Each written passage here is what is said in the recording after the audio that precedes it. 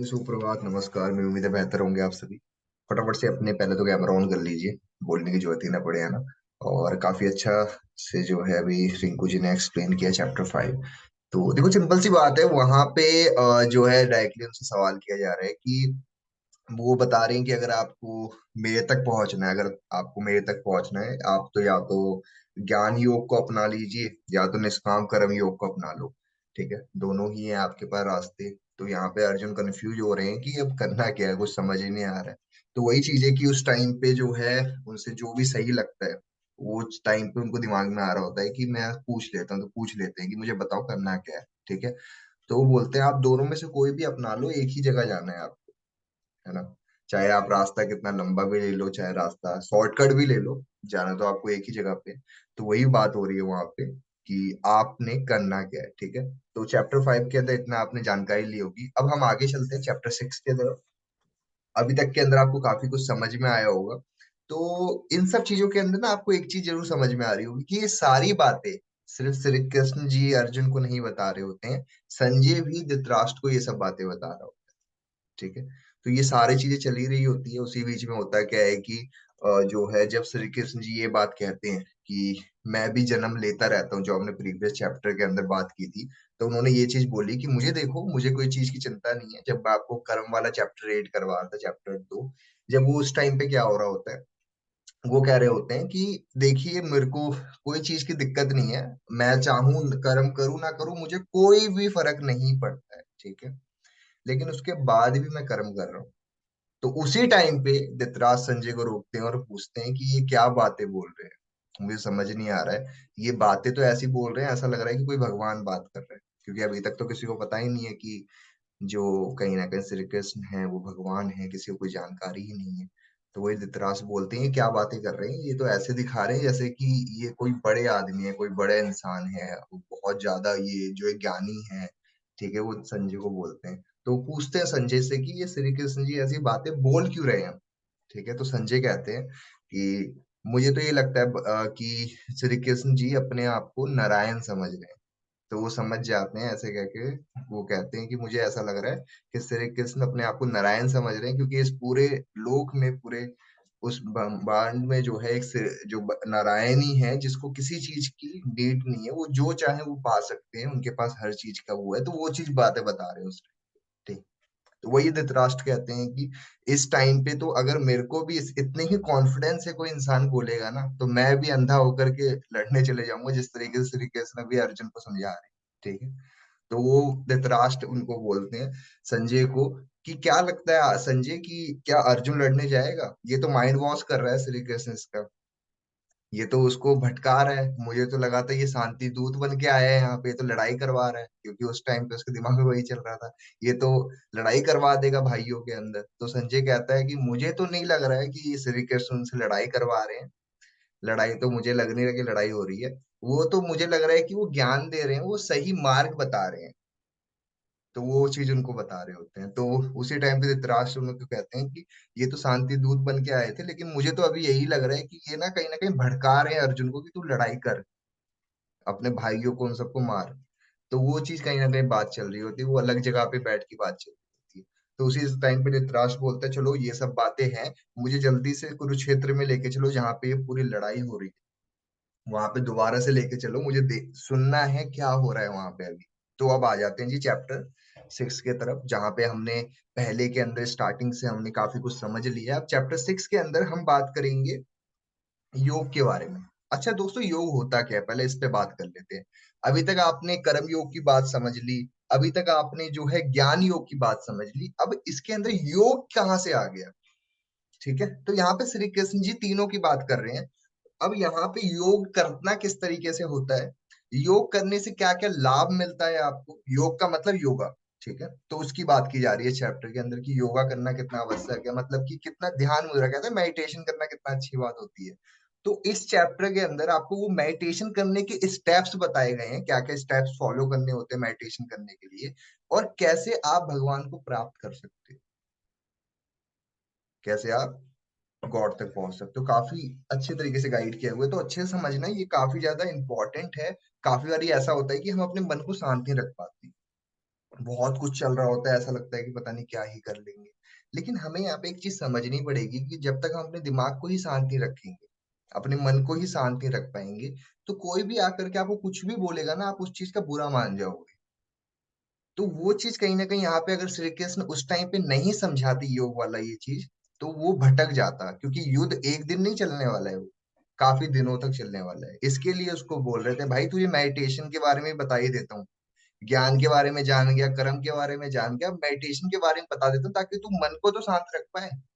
पता चले तेरा मन भटक जाए, दोबारा से तू भटक गया, दोबारा से तेरा दिमाग स्थिर ही नहीं हो पाया। ये मैं आपको भी कह रहा हूँ, हम मेरे लिए भी, सबके लिए ही, कि हमें क्यों नहीं अपने मन को शांत रखना कितना आवश्यक है।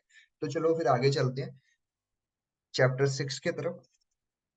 ओके, तो यहाँ पे हम बात करेंगे योग के बारे में कि योग कितना आवश्यक है। तो यहाँ पे हमने अभी तक के अंदर कर्म की बात की। कर्म क्या है?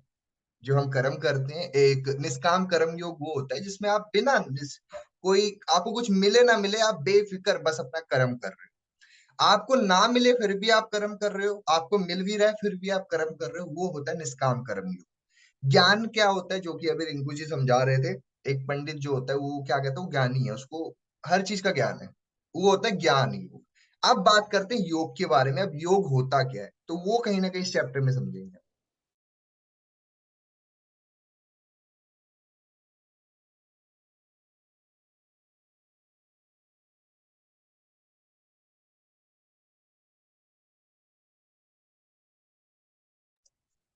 ओके, आगे बात करते हैं। अब यहाँ पे कृष्ण जी बताते हैं कि जो है आपका जो सोल है, सोल की बात की जा रही है यहाँ पे। एक सोल का मतलब आत्मा। अगर आप अपने आत्मा को टाइम नहीं दोगे, आप अपने जो है हृदय, जिसको सोल बोलते हैं, अगर उसको वक्त नहीं दोगे, तो वो कल को जाकर के नुकसान पहुंचा सकता है। कहते हैं ना कि कुछ वक्त अपने साथ बिताओ।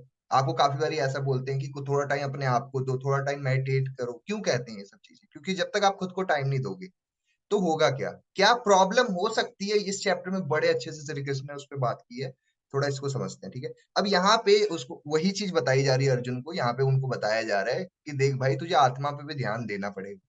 अगर तू आत्मा पे ध्यान नहीं देगा तो क्या तुझे दिक्कत आ सकती है। तो वो ध्यान योग की बात की जा रही है कि क्यों तुझे अपने आत्मा पे फोकस करना है। आत्मा एक ऐसी चीज है, अगर आप इस पे ध्यान नहीं दोगे, अगर इसको आप शांत नहीं रखोगे, तो आत्मा आपका बड़ी जल्दी उदास होगा, बड़ी जल्दी आपको परेशान कर सकता है। तो इसके लिए कहते हैं मेडिटेशन करना कितना आवश्यक है। तो आगे चलते हैं। सबसे पहली चीज तो क्या है, जब श्री कृष्ण जी बता रहे होते हैं कर्म के बारे में, तो कर्म पहले वो समझाते हैं। कर्म वो है जब आप बिना फल की चिंता के आप अपना कर्म कर रहे हो, उसका मतलब होता है कर्म। ओके, उसके बाद बात करेंगे जो कहीं ना कहीं अपने लिए काम कर रहा है, और जो कहीं ना कहीं किसी की कोई परवाह नहीं कर रहा है, उसको कर्म नहीं देंगे। कि अगर आप सोच रहे हो कि आप ही सब कुछ हो, तो आप तो अहंकारी बन गए ना। तो वो चीज बताई जा रही है वहां पे कि अगर आप जो है कर्म नहीं कर रहे हो, आप खाली अपने ही सोच रहे हो, अपने लिए सोच रहे हो, खाली आप संसार के लिए कुछ नहीं सोच रहे हो, तो वो कर्म में काउंट नहीं होगा। ठीक है। अब बात करते हैं ज्ञानी कौन होता है। ज्ञानी वो है जिसको हर चीज का ज्ञान है, उसको सारे वेद पता है, उसको सारी चीजें पता है, उसको हर चीज की जानकारी है, हर चीज को ज्ञान रखता है। तो वहां पे ज्ञानी की बात की गई है, ठीक है। आगे चलते हैं। अब यहाँ पे बताया गया है कि हमें क्या क्या चीजें करनी चाहिए योगा करने के लिए। देखो, योगा या फिर ज्ञान करने के लिए सबसे पहली बात, जहाँ पे आप बैठे हो, जहाँ पे आप करोगे अपना वो करोगे, पहले तो उसको अच्छे से वो जगह सफाई कर लो, उसको अच्छे से साफ कर लो। ठीक है। उसमें चटाई बिछा दो, या फिर जहाँ पे भी आप वो आते हैं आजकल योगा मैट आते हैं, आप वो वहां पे बिछा करके बैठ सकते हो, मेडिटेट कर सकते हो। और इसमें वो भी बताइए कि आप जब भी आप बैठोगे, तो आप बिल्कुल सीधे स्ट्रेट होने चाहिए, पीठ सीधी होनी चाहिए आपके। सर है आपका जो चेहरा है, आपका जो सर है, वो बिल्कुल सीधा होना चाहिए, ताकि आप अच्छे से मेडिटेट कर सकें। अब यहाँ पे ये भी बताया गया है कि इस बीच में आपको ना बहुत सारे विचार आएंगे। अच्छे विचार भी आएंगे, बुरे विचार भी आएंगे, गंदे विचार भी आएंगे, हर तरीके के विचार आएंगे आपके मन में। तो वो बात की जा रही है कि उन विचारों को उस पे स्थिर नहीं हो जाना है। जैसे मान लो कोई विचार आ गया, एकदम से आप उस पे स्थिर हो गए, वो नहीं, आपको उस विचार को छोड़ना है। जैसे कोई गलत विचार आ रहा है, कुछ गलत आ रहा है, जैसे मैं आपको कहता हूँ नेगेटिव मत सोचो या फिर नेगेटिव मत बोलो। जैसे ही नेगेटिव बोल रहे हो, नेगेटिव सोच रहे हो, उसी टाइम पे अपनी सोच को या बोलने का तरीका चेंज करो। क्यों बोलते हैं ये? इसके लिए क्योंकि ये बहुत ज्यादा रिलेट करता है आपकी रियल लाइफ के साथ। तो वो बात कहीं ना कहीं योग के अंदर बताया गया है कि जब भी आप बैठे हो, जब भी आप योगा कर रहे हो या फिर ज्ञान कर रहे हो, तो उस टाइम पे आपने इन चीजों का ध्यान रखना है। ठीक है।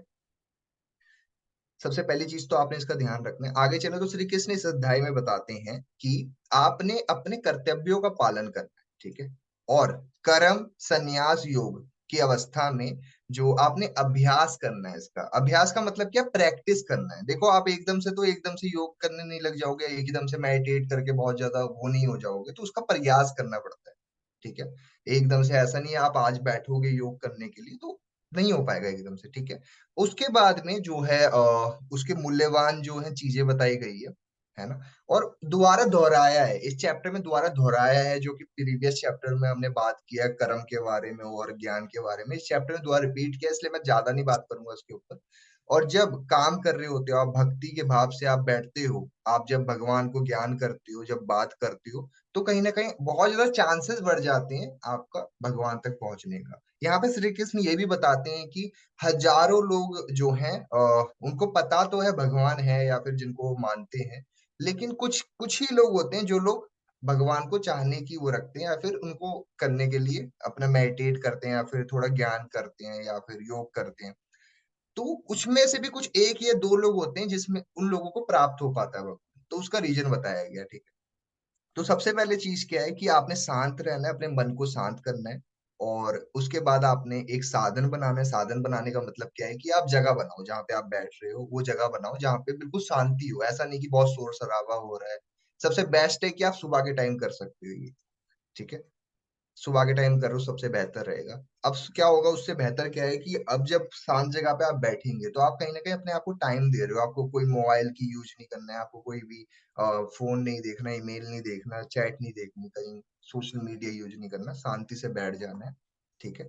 और उसके बाद आपने योगी को क्या करता है, वो अपने दिमाग में उसको आंखों को बंद करता है, ठीक है। और क्या करता है, वो अच्छा दोस्त होता है। अब क्या होता है, कहीं ना कहीं जो आपका मन है वो आपका एक अच्छा दोस्त है, आप इसको जो सोचने बोलोगे ये सोचेगा। अभी आप चाहो तो यहाँ बैठे बैठे आप जहां जाना चाहते हो मन के साथ में जा सकते हो, तो ये सोच सकता है ना। तो आपको सोचने पे कोई पाबंदी नहीं है, तो आप जो सोचना चाहो सोच सकते हो। तो वो कहीं ना कहीं बात की जा रही है कि अगर उस टाइम पे भी अर्जुन के साथ क्या था, वो क्या सोच रहा है कि अगर मैं युद्ध लड़ूंगा तो मेरे जो बड़े हैं उनकी मृत्यु हो जाएगी और मुझे पाप का भोगी बनूंगा, मेरा कुछ नहीं हो पाएगा। तो वो मन की बात बताई, कहीं ना कहीं तू मन पे कंट्रोल नहीं कर रहा है, तो समझा नहीं पा रहा है अपने मन को कि क्यों नहीं शांत रख पा रहा है, ठीक है।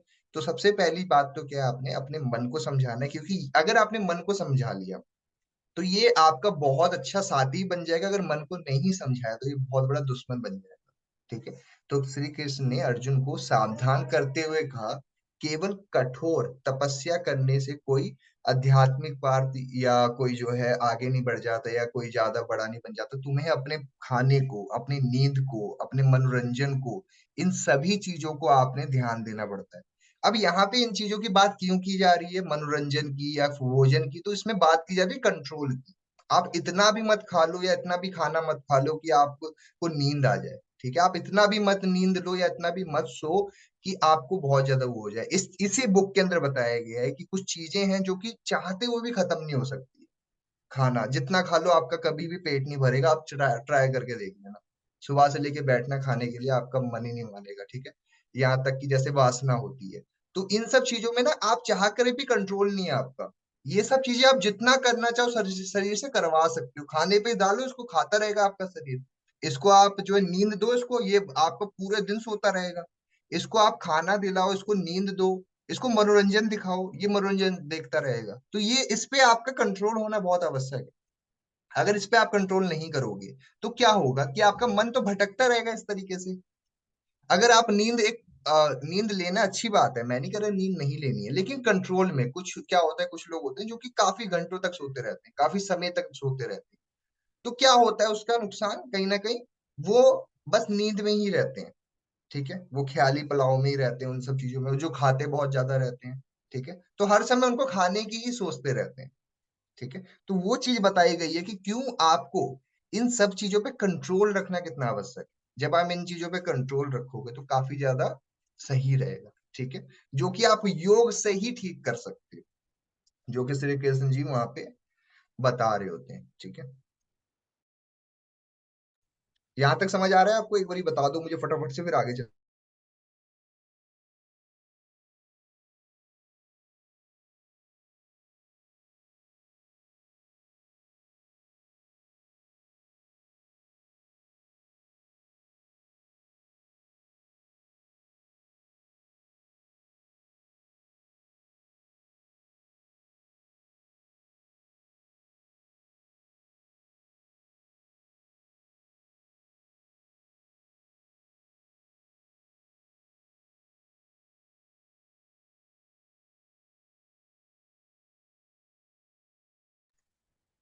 चलो बहुत बढ़िया बात है कि यहाँ तक आपको समझ में आ गया।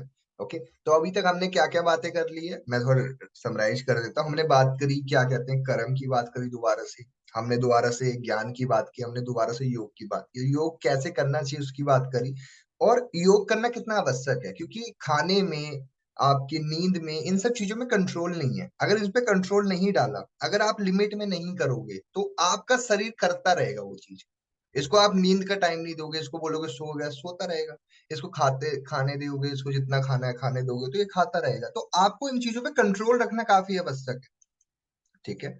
जो हमने एक बुक पढ़ी थी ना, जिसका नाम था अटॉमिक हैबिट, जिसमें हमने एक चैप्टर पढ़ा था अकाउंटेबिलिटी। राइट। अगर आप अकाउंटेबिलिटी नहीं रखोगे, अगर हर चीज की, कि आपके शरीर को क्या चीज कितनी मात्रा में करना चाहिए, तो कल को आपको उसका भारी नुकसान हो सकता है। ठीक है, जो बात कहीं ना कहीं यहाँ पे की जा रही है। ठीक है जी, आगे चलते हैं।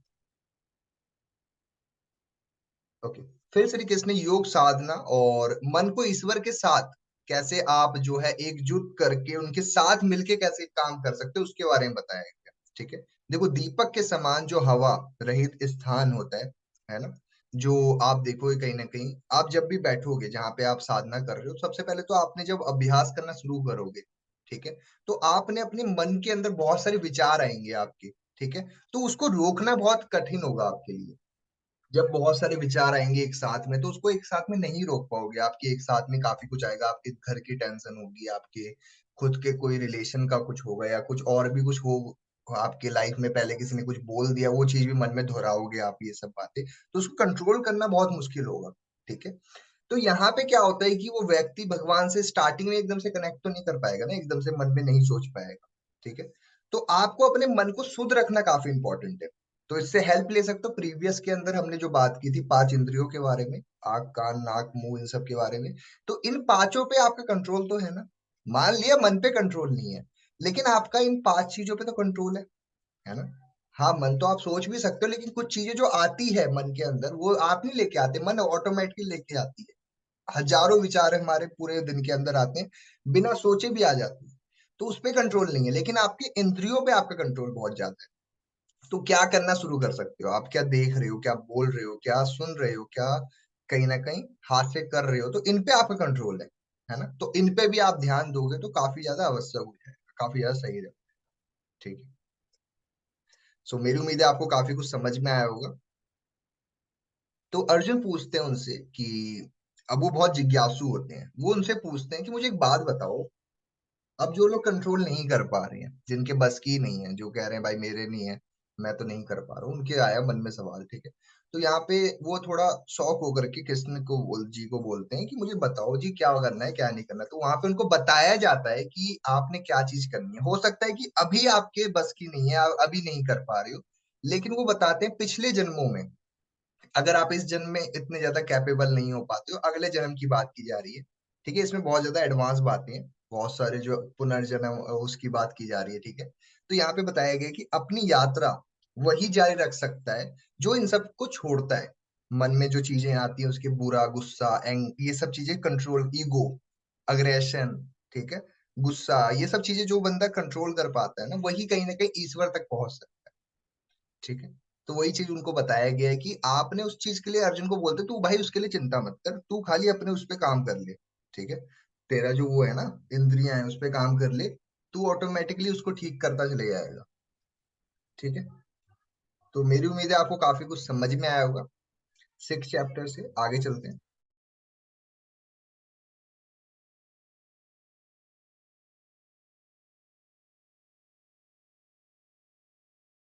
ओके। अब जब इस चैप्टर को, अध्याय को कैसे समाप्त किया जा रहा है, जब भगवान कहते हैं जो भगवान के साथ एकजुट होकर के चलता है, जो तपस्या करता है, जो करता है, जो सीखता है, जो व्यक्ति को से लोगों से सीखता है, ठीक है, और जो क्या करता है, वो योगियों के साथ, भगवान के साथ में संकल्प लेता है, उनके साथ में मिलके चलता है, वो कहीं ना कहीं अपने आप को आगे बढ़ा पाता है। ठीक है जी। सो मेरी उम्मीद है आपको काफी कुछ समझ में आया होगा सिक्स चैप्टर से। मैं एक बार दोबारा समराइज कर देता हूँ, उसके बाद में मैं आगे चलूंगा। ठीक है। ओके। इस चैप्टर के अंदर कहीं ना कहीं बात की गई है कि कैसे आपके अंदर योग होना भी कितना आवश्यक है। अगर आप मन को शांति रखोगे, अगर अपने आत्मा को ही आप कंट्रोल में नहीं रखोगे, तो कल को आपको कितने भारी नुकसान हो सकता है। ठीक है। अब आत्मा को ठीक रखने के लिए उसके लिए क्या क्या करना पड़ता है, कुछ स्टेप्स बताए गए हैं। आप जहां भी कर रहे हो, पहले तो शांत जगह पे हो, पिन ड्रॉप साइलेंस हो, बहुत अच्छी जगह पे बैठे हो आप, ठीक है। वहां पे बैठिए, और वहां पे बैठ करके आप मेडिटेट करने से पहले अपने पीठ को, अपने पूरे शरीर को सीधे रखिए, ठीक है। ताकि आप पूरा फोकस 90 डिग्री कोने में बैठिए। और उसके बाद आपके मन में बहुत सारे विचार आएंगे, ठीक है। तो वो आप कठोर होगा स्टार्टिंग में कंट्रोल करना, लेकिन धीरे धीरे करके एक टाइम के बाद वो ठीक हो जाएगा। क्या कर सकते हो आप, टाइम बना सकते हो कि मैं 15 मिनट करूंगा, 20 मिनट करूंगा। इससे आपकी ना हैबिट में वो पार्ट बन जाएगा, ठीक है। मेरी उम्मीद है आपको ये चैप्टर